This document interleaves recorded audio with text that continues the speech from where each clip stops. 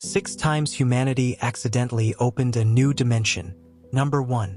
The CERN particle flash. A collider test created a bright flash and missing millisecond scientists still can't account for. Number 2. The Philadelphia naval mist. A military ship reportedly vanished inside a strange green fog before reappearing minutes later. Number 3. The quantum lab time loop.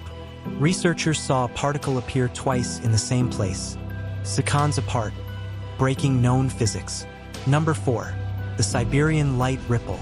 A sky experiment formed a rippling light ring that bent shadows in impossible directions. Number 5. The Japan room distortion. Sensors recorded a room stretching and shrinking by millimeters without moving any walls. Number 6. The Antarctic signal blink. A high-energy pulse reflected from below the ice, as if something sent it back. If you're not following US, you'll probably never see US again.